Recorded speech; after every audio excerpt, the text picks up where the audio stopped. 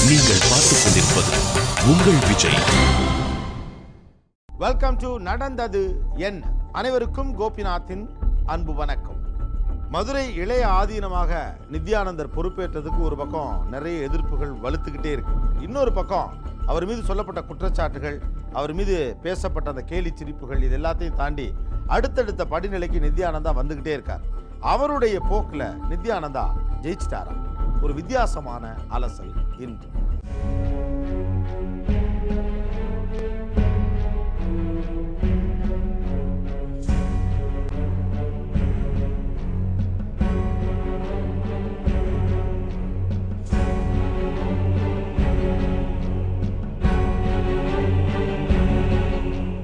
மதுரை ஆதீனத்துக்குள்ள 293வது குரு மகா சன்னிதானமாக நித்யானந்தரை இப்ப நியமிச்சிருக்காங்க.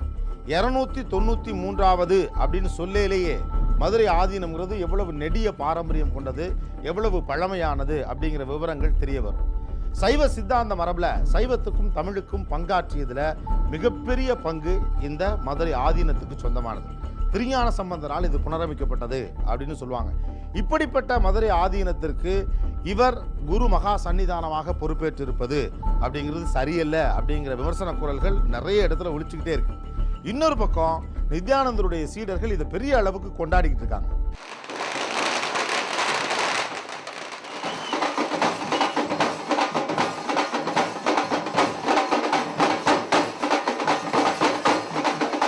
அவமானத்தில் இத்தனை நாளாக துடிச்சுக்கிட்டு இருந்தவங்க இன்னைக்கு ரோட்டில் இறங்கி ஆட்டம் போட ஆரம்பிச்சிட்டாங்க.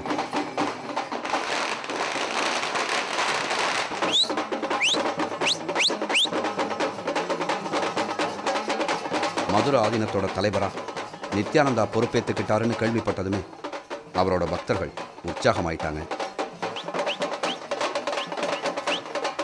தமிழகத்தின் பழம்பெருமை வாய்ந்த மடத்தோட தலைமை பதவியையே நித்யானந்தா பிடிச்சிட்டாரு. இனிமே அவர் மேலே சுமத்தப்பட்டிருக்கிற களங்கங்கள் எல்லாம் மறைஞ்சிடும்னு அவரோட பக்தர்கள் உறுதியாக நம்புகிறாங்க. பொதுமக்கள் தரப்புலையோ இதுக்கு வேறு விதமான ரியாக்ஷன்ஸ் தான் கிடைச்சிருக்கு. மதுரை ஆதீனமாக நித்யானந்தாவை தேர்வு செஞ்சதை கண்டிச்சு எல்லா திசைகளில் இருந்தும் எதிர்ப்பு குரல்கள் ஒலிக்க தொடங்கிருச்சு. சர்ச்சைக்குரிய பாலியல் வழக்குகளிலே குற்றச்சாட்டிற்கு உள்ளான ஒரு நபரை கொண்டு வந்து திடீரென இப்படி பட்டம் சூட்டி இருப்பது சைவ உலகத்தினர் அனைவரையும் அதிர்ச்சி அடைய செய்துள்ளது. இவரே எப்படா வெளியே போவார், இந்த மடத்துக்கு ஒரு விமோச்சனம் வரும்ன்ற காலம் போக இவர் இன்னொரு கிரகத்தை உள்ள கொண்டு வந்தது மாதிரி நித்யானந்தாவை உள்ள கொண்டு வந்திருக்காரு. இதை விட ஒரு அவமானம் இந்த மதுரைக்கும் மதுரை ஆதீன மடத்திற்கும் வராதுன்னு நான் கருதுறேன். இந்த மதுரை பூமி தாங்குமா? முதல்ல இவன் வந்த ஒரு 15 நாளைக்கு முன்னால் தான் பூகம்பே வந்துச்சு மதுரைக்குள்ள. இவர் வந்து தமிழ்நாடு உலகம் முழுதும் வச்சிருக்கிற ஆசிரமங்கள் சீடர்கள் கிளைகள் இருக்கும்போது ஏன் இந்த நித்யானந்தாவுக்கு வந்து இந்த ஆதீனத்துக்கு மேலே வந்து இந்த மரத்தின் மேலே வந்து இவ்வளவு பற்றுகள் ஆர்வம் வந்ததுக்கு என்ன தெரியவில்லை. இன்று மாவட்ட ஆட்சியர் அவர்கள்ட்ட வந்து நாங்கள் வந்து இன்னைக்கு மதுரை ஆதீனத்தை வந்து உடனடியாக வந்து கைது செய்து மதுரை ஆதீனத்தை வந்து அரசு உடைமையாக்கணும் அப்படிங்கிறது இன்னைக்கு நாங்கள் வந்து மனு கொடுத்துருக்கோம். அதோட இந்த ஆதீனத்தோட சொத்து கணக்கு வழக்குகளும் பொதுமக்கள் பார்வைக்கு நேரடியாக வரணும். அந்த வருமானங்கள் என்னாச்சு அது பூரா பொதுமக்களுக்கு நேரடியாக தெரியணும். இதுல இருந்து தப்பிக்கிறதுக்காக வல்லமை மிக்க ஒருத்தர் வந்து ஆதீனமாக்குறேன்றார் ஆதீனம். அது காரணம் என்ன? சொத்து கணக்கு வந்து கேட்குறோம், அதோட இது கணக்கு சொல்ல முடியல. அதை யார் நித்யானந்தா வந்து எதையும் சாதிச்சு அதை பார்த்துக்குவாரு அப்படின்னு அவரை இறக்கி விட்டுருக்காரு. தமிழகத்தை பொறுத்தவரை மதுரை ஆதீனத்தை போல சைவ மடங்கள் 18 இருக்கு, மற்ற மடங்கள் 40 இருக்கு. நித்யானந்தா மதுரை ஆதீனமாக தேர்ந்தெடுக்கப்பட்ட செய்தி வெளியானதுமே தமிழகத்தில் உள்ள சைவ மடங்களின் தலைவர்கள் ஒரு அவசர கூட்டத்தை நடத்தினாங்க.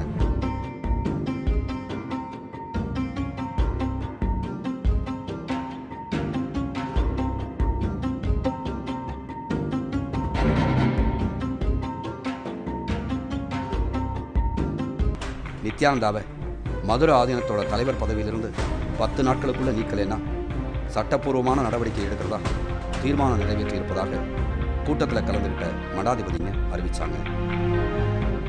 தீர்மானம் 1. திரு நித்யானந்தாவை மதுரை ஆதீனத்தின் அடுத்த பட்டத்திற்குரியவர் என ஆதீனகர்த்தர் அறிவித்துள்ளதை 10 நாட்களுக்குள் திரும்ப பெற வேண்டும். தீர்மானம் 2.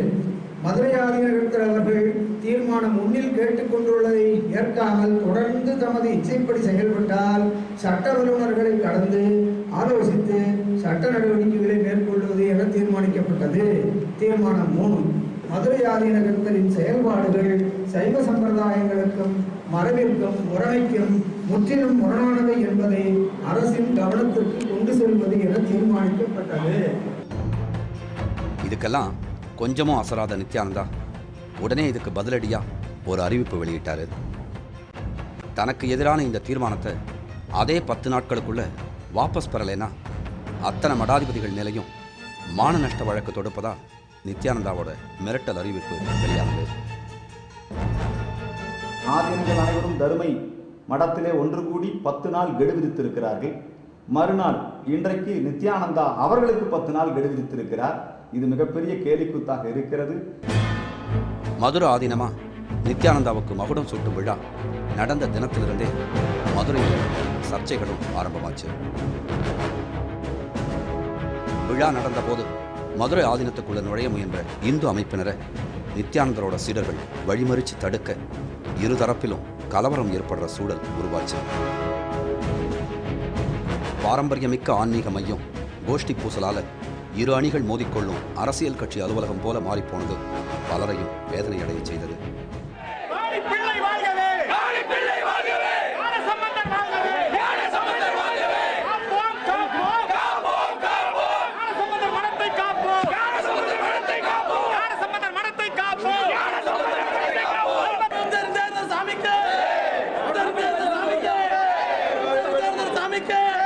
நாங்கள் என்ன செஞ்சோம்னா திருஞான சம்பந்தர் மடத்துக்கு அருகில் உட்காந்து திருஞான சம்பந்தருடைய பாடல்களை பாட ஆரம்பித்த உடனே நித்யானந்தா டாலர் போட்டவன் பூரா வந்து உட்காந்துக்கிட்டு நித்யானந்தா வாழ்க நித்யானந்தா வாழ்க நித்யானந்தா வாழ்கன்றான். நாங்கள் என்ன சொன்னோம்னா, தம்பிங்க வாங்க, இது திருஞான சம்பந்தருடைய தமிழ் கடவுள் திருஞான சம்பந்தரை தவிர வேறு யாரையும் வாழ்கன்னு சொல்லக்கூடாதுன்னு நான் சொன்னதுக்கு நாங்கள் அப்படி தான் சொல்லுவோம்னு பிரச்சனை பண்ணுறான். இந்து அமைப்பினர் மதுரை ஆதீனத்தை தனியே சந்திக்க எடுத்த முயற்சிகளை நித்யானந்தா தரப்பு தடுத்திருக்கு. அதனால நித்யானந்தா கிட்ட மதுரை ஆதீனம் சூழ்நிலை கைதியா சிக்கி இருப்பதாக தான் பலரும் சந்தேகப்படுறாங்க. இன்னைக்கு மதுரை ஆதீனம் ஒரு சூழ்நிலை கைதி, அதை மட்டும் நாங்கள் தெளிவாக சொல்கிறோம். ஏன்னா இவர் ஏதோ ஒரு சிக்கலில் மாட்டியிருக்காரு. இல்லைன்னா மதுரை ஆதீனம் எப்படின்னா ஒரு விலாங்கு மீன் வச்சுக்கோங்க, எதுலையும் சிக்க மாட்டார். அதே நேரத்தில் இவரே நித்யானந்தா பார்வைக்கு அடங்கி ஒடுங்கி உட்கார்றாருன்னா இவர் மாட்டிக்கிட்ட விஷயம்தான் என்னன்னு எங்களுக்கு விளங்கலை. அவர் ஏதேனும் ஒரு வகையிலே நித்யானந்தா அவர்களுடைய பிடியிலே இருக்கிறார் என்றுதான் அவரோடு இருந்தவர்கள், அங்கிருந்து இப்பொழுது வெளியேற்றப்பட்டவர்கள் அனைவரும் சொல்கிறார்கள். விடதிக்கு வற்புறுத்தி அழைத்ததாக வைஷ்ணவி குற்றம் சாட்டியிருக்கிறார். அதை மீண்டும் மீண்டும் சொல்கிறோம், மதுரை ஆதீனத்திற்கு எந்த ஒரு ஆபத்து என்றாலும், அவர் உயிருக்கு எந்த ஒரு நோய்வாய்ப்பட்டு இருந்தாலும் அதற்கு காரணம் முழுக்க முழுக்க நித்யானந்தா நித்யானந்தா நித்யானந்தாவே. நித்யானந்தாவை மதுரை ஆதீனமாக்கியது சரியா தவறான்னு பலரும் விவாதிச்சுக்கிட்டு இருக்கிற சமயத்தில் மதுரை ஆதீனத்தில் திடீர்னு வருமான வரித்துறையோட ரெய்டு நடத்தப்பட்டது.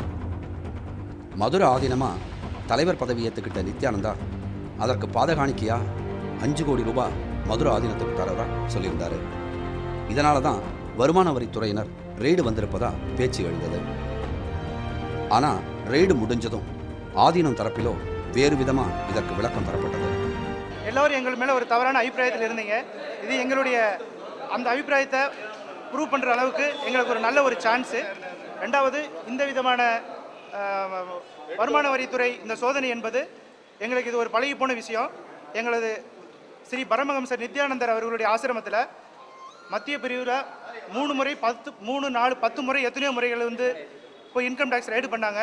அங்கே இருக்கிற ருத்ராட்ச மாலையை கூட அவங்களால கணக்கு சொல்ல முடியாத அளவுக்கு கவர்மெண்ட் திரும்பி தான் போனாங்க. அந்த அளவுக்கு ரொம்ப நேர்மையாக ரொம்ப ஹானஸ்டாக இருந்தது. அதே மகா பரமஹம்சர் நித்யானந்த சர்க்குரு இங்கே 293வது ஆதீனமாக பொறுப்பேற்ற பிறகு இது வரும்ன்றது எங்களுக்கு தெரியும். இன்கம் டேக்ஸ் வர்றதுக்கு முன்னாடியே பிரஸ்காரங்க வந்திருக்காங்க. இதனால் திட்டமிட்ட சதி தான், அவமானப்படுத்தணும்னு நினைக்கிற ஒரு விஷயந்தான். பரமஹம்சரோட பட்டாபிஷேக விழாவை இந்த தடுத்து நிறுத்தணும்ன்றது சமூக விரோதிகளாலும் முழு சதியினாலதே நடந்துட்டு இருக்கு. மதுரை ஆதீனமா ஒருத்தர் பொறுப்பேற்கணும் அப்படின்னா முக்கியமான 3 படிநிலை இருக்கு அப்படின்னு சொல்றாங்க. அதுல முதல் ஸ்டெப் என்ன அப்படின்னா, முந்தைய ஆதீனத்திட்ட, அதாவது குரு மகா சன்னிதானத்துக்கிட்ட உபதேசம் பெற்று சரியான பயிற்சிகள்லாம் பெற்று அவர்கிட்ட இருந்து தீட்சை வாங்கணும். ரெண்டாவது ஆதீனத்தினுடைய அலுவல்களை முழுமையாக பார்க்கணும், பூஜைகளை சரியாக செய்யணும். மூணாவது முக்கியமான கட்டம் தியான பயிற்சி. அந்த தியான பயிற்சியில் முழுமை பெற்ற பிறகுதான் ஒருத்தர் மதுரை ஆதீனமாக பொறுப்பேற்க முடியும். இப்படி ஆதீனத்திற்குரிய ரூல்ஸ் அண்ட் ரெகுலேஷன்ஸ் எதையுமே ஃபாலோ பண்ணாமல் நித்யானந்தரை இளைய ஆதீனமாக நியமித்திருப்பது பலருக்கு அதிர்ச்சியை ஏற்படுத்தியிருக்கு. தொடர்ந்து பேசுவோம் இடைவேளைக்கு பிறகு.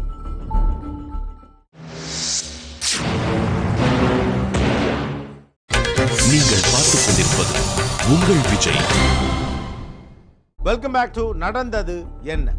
நித்யானந்தா ரஞ்சிதா வீடியோ காட்சிகள் வெளியான பிறகு நித்யானந்தாவின் கதை முடிந்தது அப்படின்னு சொன்னவங்க தான் நிறைய பேர்.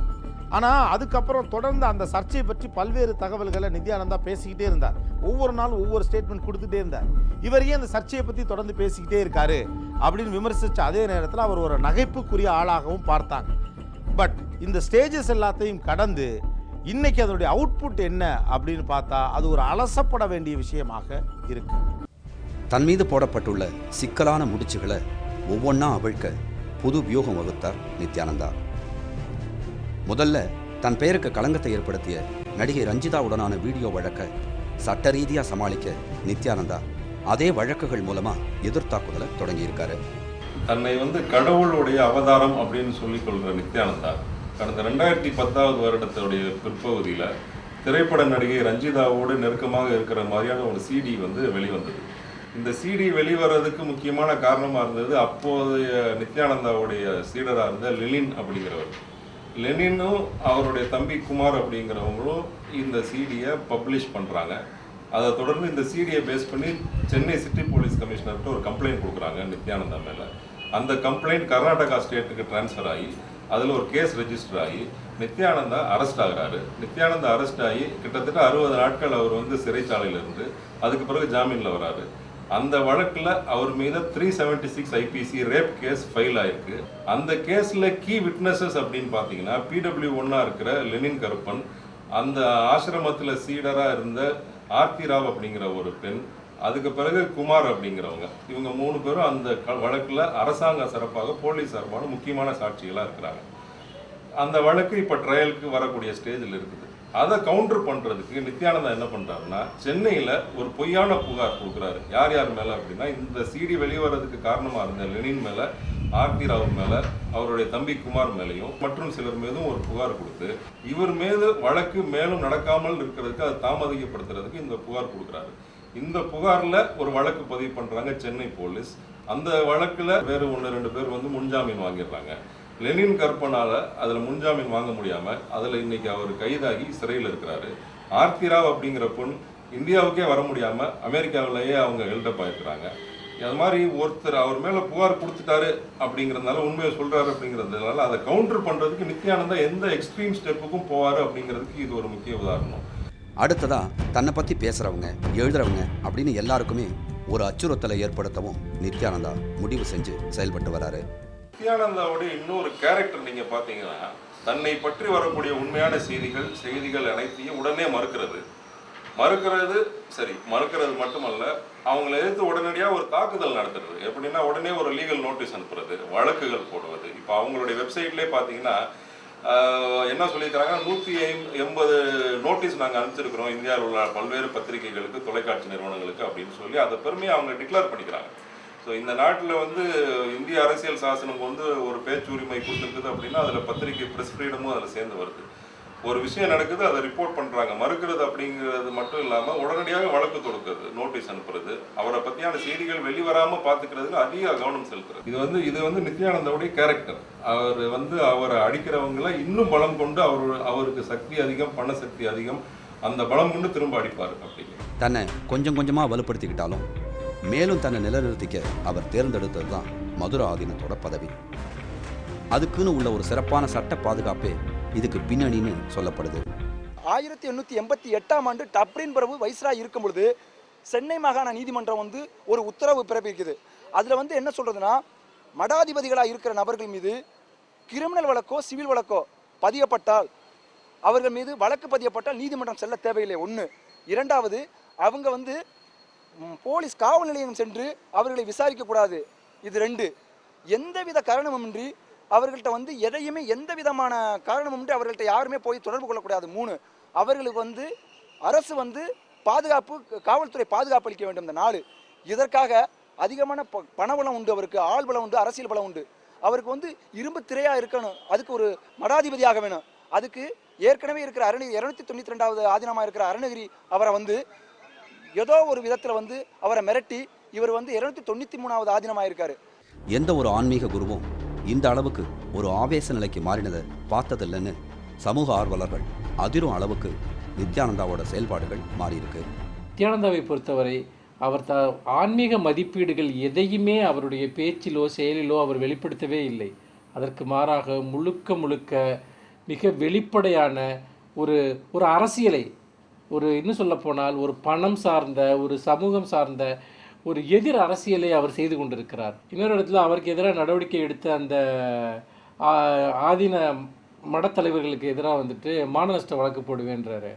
அப்படி அந்த மடத்தலைவர்களுக்கு எதிராக மானநஷ்ட வழக்கு போடுறதுக்கு அரசு அனுமதி கொடுக்கணும். அப்படி கொடுக்கலனா என்னுடைய லட்சக்கணக்கான பக்தர்கள் ரத்தத்தில் கையெழுத்து போட்டு வந்து அனுப்புவாங்க அரசுக்கு அப்படின்றாரு வந்து. அப்புறம் வந்து மடங்களுக்கு முன்னாடி காலவரையற்ற உண்ணாவிரதம் நடத்துவோம் அப்படின்லாம் வந்துட்டு இன்றைக்கி பேசுகிறாரு. இது என்னாச்சுன்னா நமக்கு வந்து இன்றைய காலகட்டத்தில் இந்த மத அமைப்புகளுக்கு ஒரு மிகப்பெரிய அளவில் வந்து சொத்து வந்து இன்றைக்கி சேர்ந்திருக்கக்கூடிய ஒரு காலகட்டம். அதனால் பல்வேறு விதமான ஒரு ஊழல்களும் ஒரு அராஜகத்தன்மையும் அதனுடைய தலைவர்களுக்கு வர ஆரம்பித்து விட்டது என்பதைத்தான் இந்த முழு விவகாரமும் காட்டுகிறது. அவரோட ஆன்மீக தரிசனத்தை விட்டுட்டு அவரது அரசியலை பக்தர்கள் ரசிக்கும் மனநிலைக்கு வந்துட்டதால ஆன்மீகவாதிகளோட நிலை கேலிக்குரிய ஒன்றாகிடும்னு சமூக ஆர்வலர்கள் கவலைப்படுறாங்க.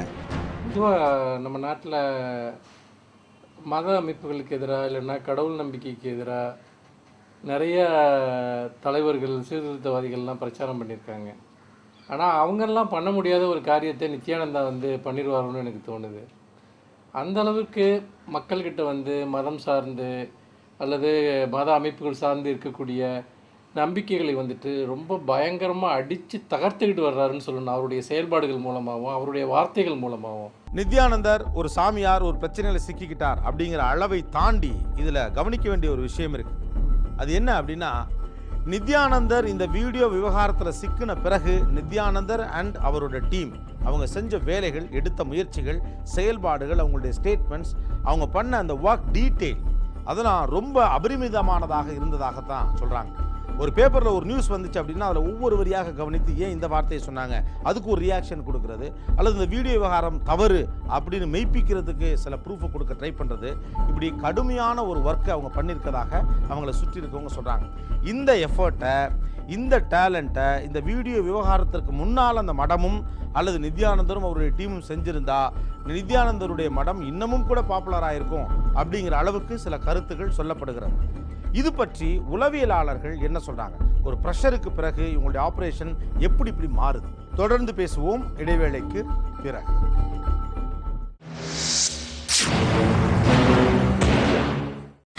நீங்கள் பார்த்துக் கொண்டிருப்பது உங்கள் விஜய். வெல்கம் பேக் டு நடந்தது என்ன. ஒரு மிகப்பெரிய பிரச்சனை வருது, அடுத்த நாள்லேருந்து உங்களுடைய வாழ்க்கையே மாறி போச்சு. அப்படிப்பட்ட ஒரு சூழ்நிலை ஏற்படும் அப்படின்னா ஒரு மனுஷன் ஒன்று ரொம்ப மோசமான டிப்ரெஷனுக்கு தள்ளப்படுவான், இல்லை 24 மணி நேரமும் அந்த பிரச்சனை எப்படி எதிர்கொள்வது, சமாளிப்பதுன்னு அவனுடைய மூளையும் மனசும் வேக வேகமாக யோசிச்சுக்கிட்டே இருக்கும். ஒரு பிரச்சனைக்கு இந்த 2 எக்ஸ்ட்ரீமுக்கும் ஒரு மனுஷனை கொண்டு போகிறதுக்கான சக்தி இருக்குது அப்படின்னு மனவியல் வல்லுநர்கள் சொல்கிறாங்க. பொதுவாக வந்து ஆன்மீகவாதிகள் அப்படின்னா ரொம்ப அமைதியாக இருப்பாங்க. பட் சில சமயங்களில் வந்து சாது மிரண்டால் அப்படின்னு சொல்லுவோம். ஸோ ஒரு ப்ரெஷர் ஒரு அளவுக்கு மேலே வரும் பொழுது ஒரு மனிதன் வந்து எப்படி ரியாக்ட் பண்ணுறாங்க அப்படிங்கிறது வந்து அவங்களுடைய வளர்ந்த சூழ்நிலை, வளர்ந்து போய் ஏற்பட்ட வாழ்க்கையில் ஏற்பட்ட சம்பவங்கள், இதெல்லாம் வந்து நிச்சயமாக ஒரு பாதிப்பை ஏற்படுத்தும். சாதாரண மனிதர்கள் தான் ஒரு ஆன்மீகவாதியாக மாறுகிறார்கள். பட் சாதாரண மனிதனுக்குள்ள உணர்வு, கோபம், ஆத்திரம், பயம், வருத்தம் எல்லாமே இவங்களுக்கும் இருக்கும், இல்லைன்னு சொல்ல முடியாது. ஆனால் அப்படியே கொஞ்சம் கொஞ்சமாக கண்ட்ரோலில் வச்சுருப்பாங்க.